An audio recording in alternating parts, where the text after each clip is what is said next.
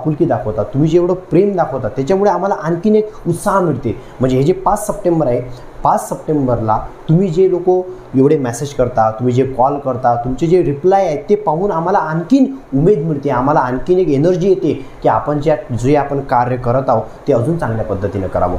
ते सगळेजण ज्या शुभेच्छा देता, तुम्ही सगळेजण जे मेसेज करता, त्याच्यामुळे आम्हाला नेहमीच असं वाटते की आपण जे एवढं सकाळपासून संध्याकाळपर्यंत डेली आपण एवढं वर्क करतो, आपण विद्यार्थ्यांसाठी जे झटतो ते खरोखर आपले एक सत्कारमी लागून राहिलं. आणि तुमचे रिप्लाय म्हणजे हे तुमचा एक मेसेज नसून, तुमचा हा एक सिंगल मेसेज नसून आमच्यासाठी एक काय असते, एनर्जी असते वर्षभर जे टिकते. म्हणजे जे तुम्ही वेळोवेळी आम्हाला सांगता की सर आम्हाला, म्हणजे जेव्हा आमचा मुलगा आहे, आमचा जो विद्यार्थी आहे हा जेव्हा एखादा सक्सेस त्याला मिळते तेव्हा आम्हाला आणखीन आनंद होते. म्हणजेच फॉर एक्झाम्पल समजा तुम्ही जर एखादी एक्झाम क्रॅक केली, समजा तुमच्या आपल्या युनिव्हर्सिटीच्या एक्झाममध्ये तुम्ही जेव्हा चांगले मार्क घेता, जेव्हा तुम्ही स्वतःहून आम्हाला सांगता सर मला मागच्या सेमला एवढे मार्क होते, या सेमला मार्क वाढले, सर माझा पेपर बॅकलॉग होता पण मी बॅच लावल्यावर माझा पेपर निघाला, तेव्हा आम्हाला आमचं ते सगळ्यात मोठं सॅटिस्फॅक्शन असते. म्हणजे शिक्षक या पेशा असा आहे की याच्यामध्ये पैशाला महत्त्व कमी आहे, याच्याला सगळ्यात जास्त महत्त्व आहे ते म्हणजे विद्यार्थ्यांचं सॅटिस्फॅक्शन. आणि दुसरी गोष्ट म्हणजे तुम्ही जे सेवा देता त्याच्यात तुम्हाला काय असलं पाहिजे, समाधान असलं पाहिजे. असे तुम्ही लाख रुपये कमावा की तुम्ही कमी कमावा,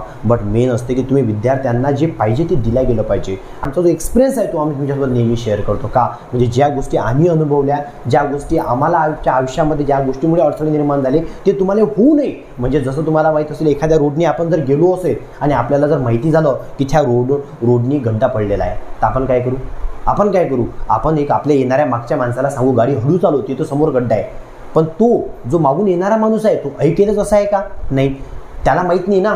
मग त्याला जर आपल्यावर विश्वास असेल तर तो ऐकन, नाही तर काय करा, तो गाडी फुल स्पीडनं नाही त्या गड्ड्यात पडून नाही, आहे ना. तर हेच शिक्षकाचं काम असते. कारण शिक्षक त्या रस्त्यावरून गेलेला असते, शिक्षक त्या रस्त्यावरून 10 वेळा गेलेला असते, म्हणून त्याला कुठे काय आहे ते माहीत असते, नवीन माणसाला माहीत नसते. म्हणून जेव्हा शिक्षक एखादी गोष्ट त्याचा अनुभव जेव्हा शेअर करतो, जेव्हा तो त्याचा आयुष्यातले अनुभव तुमच्यासोबत सांगतो, ते फार कामात पडतात तुमच्या. म्हणजे ज्या ठोकर त्याला लागल्या त्या तुम्हाला लागू नये, हा एका प्रामाणिक शिक्षकाचा काय असतो, नेहमीच प्रयत्न असतो. म्हणजे जेव्हा तुम्हाला साधारण तुम्हाला एक उदाहरणार्थ गोष्ट सांगतो की एक चोर जंगलात राहते, म्हणजे चोऱ्या करते, जंगलात राहत असते. मग एक दिवस त्याला काय मिळते, एक दिवस त्याला एक गुरु भेटतात. मग त्याला गुरु भेटल्यानंतर तो काय करते, त्याच्या पाया लागते आणि तुम्ही म्हणते आजपासून माझी गुरु, ठीक आहे, तुम्ही म्हणते माझ्या आजपासून गुरु, ठीक आहे. मग गुरु काय करतात, गुरु म्हणते, मग गुरुले वाटते हा तो चोर आहे, याने कसं शिष्य म्हणून घ्यावं, बरं ठीक आहे म्हणे, मी तुला म्हणे मी शिष्य म्हणून स्वीकारतो म्हणे, पण माझी फक्त तुला एक अट मान्य करावं लागेल म्हणे. तू म्हणे कुठली, तर म्हणे फक्त तू म्हणे जिथे कुठं चोरी करशील तिथं म्हणे ज्या महिला असन त्यांना तू एक तर बहीण मान, किंवा ज्या वयानं वयस्कर असतील त्यांना तू माता मान, म्हणजे त्यांनी मात्याप्रमाणे त्यांचा आदर कर. मग ते म्हणजे ठीक आहे, साधीच गोष्ट आहे. मग तू जाते का घरी चोरी करायला, मग तिथं त्याला एक बाई दिसते, ठीक आहे. मग जो चोरी करता त्याला बाई दिसते. मग त्याच्या मनात प्रश्न येते, अरे यार गुरुनं तर सांगितलं आपल्याला महिलेचा आदर करा, अरे यार आपली ही तर बहीण झाली, मग बहिणीच्या घरी चोरी करता काय, मग तो टाकून देते, चालला जाते. अजून पुढच्या घरी जाते, तिथं त्याला एक आजी दिसते. मग त्याला पुन्हा असं वाटते, तुझी म्हातारी आजी दिसते, त्याला डर यार ही तर आपली समजा आई समान आहे, मग काय करावं. मग गुरुनं तर सांगितलं आदर करायचा आहे स्त्रियांचा, मग तिथेही चोरी करत नाही, मग तो समोर जाते. मग असं करता करता तो 8 दिवस एकही चोरी होऊ शकत नाही त्याच्यानं, त्याला कोणी ना कोणी भेटत राहते. मग त्याला प्रश्न पडते, यार फालतूच आपण गुरुच्या मनानं ऐकलं म्हणते, कायलेच गुरु केला आपण, आहे ना, गुरु करून फायदा तर काहीच नाही होऊ राहिला, नुकसान होऊन राहिलं, आहे ना. मग तो असं करून तो एक दिवस मग त्रासून जाते. पण तरी म्हणते आता जो आपण गुरु मांडलंच आहे म्हणते, तर आपण अजून एक दिवस आता गुरुचं ऐकूनच घेऊ. मग तो एका महालात जाते चोरी करायला. तिथं असते राणी. मग तिथं राणी असते, मग राणी त्याला दिसते. मग राणी दिसल्यानंतर मग त्याचे राजा आणि राणी असते, त्यांना मूलबाळ काहीच नसते, ठीक आहे. आणि मग जेव्हा तो त्याच्या घरी चोरी करायला जाते, तर तेव्हा तो चोरते सामान तिथलं जे साहित्य आहे, जे सोनं चांदी आहे ते चोरून घेते. आणि मग तेवढ्यात त्याला राणी दिसते. मग जशी त्याला राणी दिसते तर मग तो सगळं सामान तिथं टाकून देते. तो म्हणते की नाही, म्हणते मला म्हणते तुमच्या इथं चोरी नाही करायची आहे. ते म्हणते का नाही, म्हणते तुम्ही म्हणते माझ्यासाठी मातेप्रमाणे आहे म्हणते, आणि म्हणून म्हणते मी आईच्या घरी कधी चोरी करत नाही. मग हे पाहून, याचे विचार पाहून त्याच्या राणी जी आहे ते प्रभावित होते. आणि मग ते काय करते, तर राजा आणि राणी जी आहे त्या माणसाने दत्तक घेतात आणि त्याला ते त्या राज्याचा उत्तराधिकारी घोषित करतात. म्हणजे एक साधा चोर माणूस आज राजाचा काय बनला, उत्तराधिकारी बनला. कशामुळे, गुरुच्या एका चांगल्या सल्ल्यामुळे. म्हणजे गुरुचा जो सल्ला आहे तो काही दिवसासाठी वाईट वाटते, गुरुचा जे सल्ले आहे ते कडू असतात, पण त्याचा आयुष्यात नक्कीच फायदा होतो, है ना. म्हणून लक्षात ठेवा, गुरुचं आयुष्यामध्ये खूप मोठं स्थान असते. पण प्रश्न असा आहे की गुरु सांगते, ठीक आहे, कारण आयुष्यामध्ये तुम्हाला शिकवणारे खूप भेटतात, पण गुरु हे फार कमी लोक भेटतात. ठीक आहे, गुरु म्हणजे जो तुम्हाला शिक्षण नाही, शिक्षणाच्या व्यतिरिक्त तुम्हाला एक दिशा दाखवतो, तुम्हाला मार्ग दाखवतो पुढच्या आयुष्यासाठी, है ना. म्हणून आयुष्यात आपल्याला एकतरी आपला गुरु असावा. ओके, तुम्हाला आणि गुरुचा नेहमी आदर केला पाहिजे, कारण ज्यांच्याकडून आपण शिकतो, म्हणजे असं नाही की तो शिक्षकच असले पाहिजे, शिक्षकच आपले गुरु असतात असं नाही. आयुष्यात कोणीही कोणाचा गुरु राहू शकतो. ज्याच्यापासून तुम्हाला आयुष्यात शिकायला मिळालं तो तुमचा गुरु. समजा आता मला सांगा, समजा तुमचा टेलरिंगचा व्यवसाय आहे, तुम्ही टेलरिंगचा व्यवसाय ज्याच्यापासून शिकसाल ते झाला तुमचे गुरु. तुम्ही ड्रायव्हिंग कार शिकता, कार तुम्ही पहिल्या दिवशी चालवणं शिकता काय? नाही. तुम्ही कोणाजवळ क्लास लावता किंवा कोणीतरी तुमच्या घरचं व्यक्ती तुम्हाला काय शिकवते? गाडी चालवणं शिकवते. त्याच्यामुळे तुम्ही आयुष्यात परफेक्ट ड्रायव्हर बनता, बरोबर आहे. तर ते तुमचे झाले गुरु. तर असे आपल्या आयुष्यात खूप सारे तुम्हाला गुरु मिळतात. आणि म्हणून हा एक असा दिवस असते तुमचा शिक्षक दिन, ज्याच्या दिवशी तुम्हाला ज्यांनी आपल्या आयुष्यात शिकवलं त्यांची आपण काय करू शकता, आणि ते आपण त्यांचा कृतज्ञता व्यक्त करण्याचा आजचा दिवस असतो. ठीक आहे, आणि म्हणून एक लक्षात घ्या, आणि मी तर नेहमीच म्हणतो, शून्यातून गेले शून्य, उरले शून्य, आणि तुम्ही सारे आम्हाला भेटणं हे आमचे पुण्य. कारण तुमच्यासारखे विद्यार्थी आम्हाला आज भेटणं ही फार मोठी भाग्याची गोष्ट आहे. ठीक आहे, म्हणजे आजकालच्या या जमान्यामध्ये एवढे सिन्सिअर स्टुडंट आणि चांगले विद्यार्थी शोधणं हे म्हणजे त्या समुद्रामध्ये शिंपला शोधण्यासारखं झालेलं आहे आजकाल, आहे ना. म्हणजे आज असं झालं की आज मोत्याप्रमाणे किंमत आहे चांगल्या विद्यार्थ्याला, आहे ना. म्हणून एक लक्षात घ्या की तुम्ही आपल्या अकॅडमीमध्ये तुमचा एवढा मोठा जो सहवास आहे, तुम्ही जे सर्वजण आपल्या अकॅडमीबद्दल जेवढं प्रेम व्यक्त करता ते खरंच म्हणजे खूप मोठी गोष्ट आहे आमच्यासाठी. आणि तीच गोष्ट आम्हाला आणखीन इन्स्पिरेशन देते, आणखीन विद्यार्थी घडवण्याची. कारण आमचे विद्यार्थी तुम्हाला आजच तुम्ही आहे म्हणूनच नाही, तुमच्या आधी जे विद्यार्थी होऊन गेले, म्हणजे माझे आता जवळपास मला या फील्डमध्ये 14 वर्ष होऊन राहिले आहे. तर 14 वर्षामध्ये जे आधीचे बॅचचे स्टुडंट आहे, first batch, second batch, third batch, त्या बॅचच्या स्टुडंटचे जेव्हा मला आता मेसेज येतात, त्यांचे आज लग्न वगैरे झालेले आहे. बरेचसे माझे आज विद्यार्थी टीचर आहे. अजूनही आता आपल्या अमरावतीमध्ये बरेचसे जे इन्स्टिट्यूट आहे, बरेचसे जे कॉलेजेस आहेत, तिथं माझे विद्यार्थी आहे. जेव्हा ते सांगतात की सर मी ह्या कॉलेजला आहे, सर मी माझे स्वतःचे कोचिंग क्लासेस आहे, सर मी ह्या बँकेत लागलो आहे. म्हणजे खूप सारे स्टुडंट वेगवेगळ्या पदावर गेले आहे, काही जण गव्हर्नमेंटमध्ये गेलेले आहे, गव्हर्नमेंट सर्व्हिस करत आहे.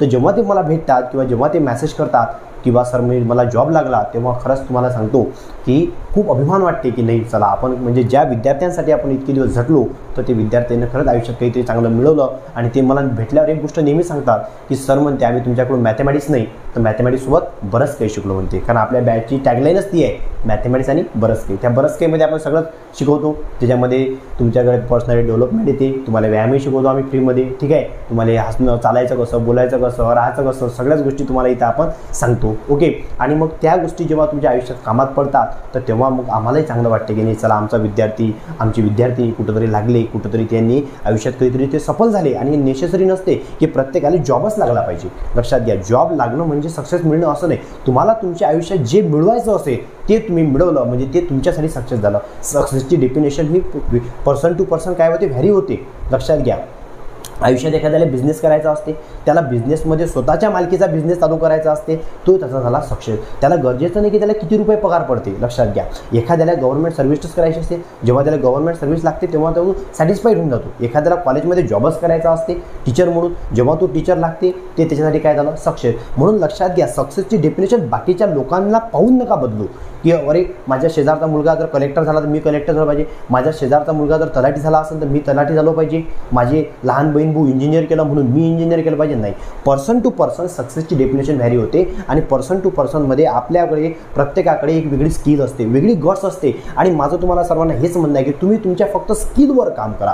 तुमच्यामध्ये काहीच टॅलेंट असेल, लक्षात घ्या, नेसेसरी नाही की एखाद्याला मॅथ्स आवडते म्हणजे तुमच्याकडे मॅथ्सच टॅलेंट आहे, एखाद्याला कॉम्प्युटरमध्ये चांगलं जमते म्हणजे तो असं नाही की सगळ्यांना कॉम्प्युटर चांगलं जमत असेल. प्रत्येकामध्ये स्किल असते, कोणाला मॅथ्स चांगलं जमू शकते, कोणाला कॉम्प्युटर चांगलं जमू शकते, कोणाला तुम्हाला एखाद्या व्यवसायामध्ये चांगली स्किल असू शकते, एखाद्याकडे मार्केटिंग स्किल असते, एखाद्याला शेअर मार्केट असू शकते. तुमच्याकडे काहीतरी स्किल असू शकते आणि ती स्किल जोपासायची. एखाद्याला फोटोग्राफी काढण्यामध्ये इंटरेस्ट असतं, लहानपणापासून त्याला त्या गोष्टीत आवड असते. पण आज हे जो आहे ना, आज ह्या जो बदलता काळ आहे, ह्या बदलत्या काळानुसार स्किल नावाची गोष्ट लुप्त झालेली आहे. लुप्त का झालेली आहे? कारण आज याच्यावर कुणीच वर्क करत नाही आहे. म्हणजे आज काय झालेलं आहे, आज फक्त सगळा जो पूर्ण जे जग आहे ते एकाच गोष्टीच्या मागे धावत आहे की बाजूच्याला जर 10व्या वर्गात 90 पडले असेल तर आपल्या पोराला 91 पडले पाहिजे, बाजूच्यानं जर आपल्या घरच्याला कोणाला जर त्याच्या बहीण किंवा भावाला जर समजा 90% पडले असेल तर त्या लायन्या मुलीला किती पडले पाहिजे, 95 पडले पाहिजे. म्हणजे आज जे आहे ना, आज कॉम्पिटिशन लागलेली आहे. पण कशाची? मार्कांची. आणि इथलं की नेहमी लक्षात घ्या की तुम्हाला फक्त डिग्री कधी जॉब देत नाही. म्हणून लक्षात घ्या, आज आपल्याला काय पाहिजे, परीक्षार्थी नाही पाहिजे, आपल्याला विद्यार्थी पाहिजे. परीक्षार्थी म्हणजे आपण नुसतं आज शिकतो कायसाठी, आपल्याला एवढं वाटतं की कॉलेजमध्ये एवढं गेलो, आपण पास झालो म्हणजे आपण आयुष्यात खूप काही अचीव केलं, म्हणजे आपण पास झालो, BSc झालो म्हणजे आपण आयुष्यात एक फार मोठी अचिव्हमेंट केली. नाही. लक्षात घ्या, तुम्ही आयुष्यात 90% घ्या, 95% घ्या की 70% घ्या, 10% कमी भेटले तर चालते, पण तुमच्यामध्ये स्किल असली पाहिजे, तुमच्याकडे बेसिक नॉलेज असलं पाहिजे. तुम्ही त्या फील्डचं नॉलेज घ्या. सगळ्यात बेसिक नॉलेज तर पाहिजेच, सोबत तुम्हाला त्या फील्डचं एकदम बारीक गोष्ट सगळ्या माहीत असल्या पाहिजे. देणंच तुम्ही समजा तुम्हाला टीचर बनायचं आहे, मॅथमॅटिक्सचं तर काय माहीत पाहिजे तुम्हाला नुसतं जे तुमचं डिग्री आहे, डिग्रीवर तुम्ही समजा MSc मॅथ्स झाली म्हणजे तुम्हाला जॉब लागेल का? नाही. तुम्हाला त्या फील्डचं बेसिक नॉलेज असलं पाहिजे आणि सोबत तुम्हाला त्या फील्डचं पूर्ण बेसिक टू ॲडव्हान्सपर्यंत पूर्ण तुमच्याकडे त्या फील्डचं नॉलेज पाहिजे. समजू की आपण तुम्हाला तिथं नवीनच आहोत, आपल्या आधी किती लोक होऊन गेले, आपल्यानंतर किती लोक तिथं राहणार आहे, त्या लोकांचा विचार नका करू. तुम्ही लक्षात घ्या, जेव्हा ऑलिम्पिकमध्ये शर्यत सुरू होते, तुम्हाला माहीत नसतं तर ऑलिम्पिकमध्ये जेव्हा शर्यत सुरू होते तेव्हा जे प्रत्येक जण आहे तो कशासाठी फाईट करते माहीत आहे का? मी जिंकलो पाहिजे, मला गोल्ड मेडल मिळालं पाहिजे. तो हा नाही विचार करत की आपल्या बाजूचा किती वर्षाचा आहे, आपल्या बाजूचा 50 वर्षाचा आहे, किती वर्षापासून प्रॅक्टिस करू राहिला, हा कोणी विचार करते का? नाही. प्रत्येकजण तिथं फक्त एकच टार्गेट असते की मला गोल्ड मेडल मिळालं पाहिजे, है ना. अचीव नाही होऊ शकत, लगेच अचीव होत नाही. का नाही होत? कारण लक्षात घ्या की जेव्हा तुम्हाला माहीत असेल की जेव्हा एक ऑलिम्पिकमध्ये एक गोल्ड मेडल घेण्यासाठी लोक किती वर्ष मेहनत घेतात, तो 4 वर्ष मेहनत घेतात. 4 वर्षामध्ये तो मेहनत घेते, देन त्याला एक गोल्ड मेडल मिळते. म्हणजे 4 वर्ष तो सातत्यानं कंटिन्युअसली प्रॅक्टिस करते. त्या एका दिवशीसाठी त्यांना जे काही पाहिजे ते लगेच पाहिजे. म्हणजे त्यांना जर समजा आता त्यांनी MPSCचा अभ्यास सुरू केला फर्स्ट इयरला असताना, तर त्यांना असं वाटते फर्स्ट इयरलाच भेटलं पाहिजे, आपल्याला आताच आपली पोस्ट निघाली पाहिजे. तो लगेच 12वी नंतरच्या कोणत्या एक्झाम असतात त्या सर्च करते आणि लगेच देणं सुरू करते. त्याला वाटतं मी आता अभ्यास सुरू केला म्हणजे मी पास झालो पाहिजे. लक्षात घ्या, कुठली गोष्ट लगेच नाही मिळू शकत आणि जे लगेच मिळते ते चिरकाळ टिकत नाही, हे पण लक्षात घ्या. तुम्ही जेवढा पेशन्सनी, जेवढ्या मेहनतीने तुम्ही एखादी गोष्ट अचीव करसाल ना, ती जास्त काळ टिकते. म्हणून लक्षात घ्या, कुठल्याही याच्यामध्ये सक्सेस भेटण्यासाठी कुठल्याही फील्डमध्ये तुम्ही जायचं असेल तुम्हाला, म्हणजे तुम्ही आधी कॉम्पिटेटिव्ह एक्झाम द्या, MPSC द्या, UPSC द्या, बँकिंग द्या, किंवा तुम्ही समजा तुम्हाला पुढे जाऊन सेटनेट द्यायचं असेल, किंवा तुम्हाला समजा एखादा बिझनेस करायचा असेल, तर त्या फील्डचं परिपूर्णपणे नॉलेज घ्या, परिपूर्ण माहिती घ्या. लक्षात घ्या, त्या फील्डमध्ये येण्याच्या आधी, त्या फील्डमध्ये जाण्याच्या आधी त्याची पहिले काय करा, त्याची पहिली पायाभरणी करा. आणि ज्या दिवशी तुम्ही ही गोष्ट शिकसाल ना, त्या दिवशी तुम्ही कधीच आयुष्यात मागं येणार नाही. आजकाल कसं होते, आपल्याकडे पैसे आहे, बिझनेस टाकायचा आहे, पटकन कोणीतरी जाते बिझनेस टाकून देते, त्याचा मागचा पुढचा काहीच विचार करत नाही, है ना. म्हणून ही गोष्ट तुम्हाला आज नाही तर तुम्हाला जेव्हा तुम्ही स्वतःच्या आयुष्यात तुम्ही एखाद्या गोष्टीसाठी तुम्ही ट्राय करसाल, तेव्हा तुम्हाला हे माझे शब्द नक्कीच आठवतील. कसं झालं की आजकाल मुलांना अभ्यासाचा फार कंटाळा यायला लागला. म्हणजे तुम्ही जर पाहिलं असेल तर आज काय होते, आज कोणालाही जर म्हटलं की 10वी 12वी नंतर, म्हणजे 10वी 12वी पण तरी आई वडील म्हणतात म्हणून आपण अभ्यास करतो. पण पुढचं शिक्षण असं नाही आहे. BSc झालं, MSc झालं, तुम्ही समजा एखाद्या एक्झामसाठी प्रिपरेशन करून राहिले असाल तर त्याच्यावर तुम्हाला काहीच जबरदस्ती नाही आहे. तुमचे घरचे म्हणू शकत नाही तुम्हाला, कारण तुम्ही वयानं मोठे असता. तुम्ही जोपर्यंत लहान असता तोपर्यंत तुम्हाला मारण झोडण, है ना, की तुम्हाला 2 कानाखाली मारण, अभ्यास नाही केला तर. पण एकदा तुम्ही मोठे झाल्यानंतर मग त्यांनाही प्रश्न पडते की यांना काय म्हणावं, काय बोलावं, है ना. मग याच्यानंतरचं जे एज्युकेशन आहे ते तुमच्यावर डिपेंड असते. मग तेही आई वडील शेवटी असं सोडून देतात की याला जे करायचं असं ते करू द्या, है ना. पण मग तेव्हा काय होते, तेव्हा ज्या विद्यार्थ्याच्या मनात काहीतरी ठरलं असतं किंवा ज्या विद्यार्थ्याला आयुष्यात काहीतरी करायचं असेल तर तो अभ्यास करते. ज्याच्या आयुष्यात मनात काहीच ठरलेलं नसतं तर तो काय करत नाही, अभ्यास करत नाही. म्हणजे इथे लक्षात येईल, तुमच्या काय लक्षात येईल की तुम्हाला मी म्हटल्याप्रमाणे की जर तुम्हाला आयुष्यात काय करायचं असेल, सक्सेस व्हायचं असेल किंवा आयुष्यात जर तुम्हाला काही करायचं असेल तर त्या गोष्टीमध्ये पहिले आवड निर्माण करा. म्हणजे आज अभ्यास ही गोष्ट कंटाळवाणी आहे, त्याच्यामध्ये तुम्हाला पहिले आवड निर्माण करायला लागेल. जेव्हा तुम्हाला यामध्ये आवड निर्माण होईल, कारण मला सांगा, जर एखाद्याला क्रिकेटची मॅच आवडते, है ना, जर एखादा कोणी IPLची मॅच पाहत असेल, त्याला सांगा लागते का मॅच किती वाजता लागते, त्याला सांगा लागते का टॉस किती वाजता असते, तर तो बिलकुल प्रिप्लॅन तयार असते की 7:30 वाजता मॅच असते, 7:10 टॉच होती, है ना. त्याला सांगा लागते का? नाही. एखादं तुम्हाला जर नाटक आवडत असेल, बिग बॉस आवडत असेल, है ना, तर आपल्याला बरोबर माहीत असते की हा एपिसोड रिपीट किती वाजता होते, हा एपिसोड किती वाजता लागते, याचं लाईव्ह टेलिकास्ट कोण्या चॅनलवर होते, बरोबर आहे. म्हणजे जेव्हा तुम्हाला एखाद्या गोष्टीमध्ये आवड निर्माण होते, बरोबर आहे, तेव्हा तुम्हाला त्या गोष्टीबद्दल काही सांगा लागते का? नाही. तुमच्या एखाद्या आवडीचा पदार्थ घरी बनल्याबरोबर तुम्ही थांबता कोणासाठी? नाही. समजलं. म्हणजे जेव्हा जेव्हा आपल्याला एखाद्या गोष्टीमध्ये आवड निर्माण होते तेव्हा आपल्याला त्या गोष्टीमध्ये सांगायचं काम नाही पडत. बँकिंग करायची आहे तर बँकिंगमध्ये तुम्हाला आवड असली पाहिजे, म्हणजे तुम्हाला मनाचं काम नाही पडलं पाहिजे. तू रोज अभ्यास कर.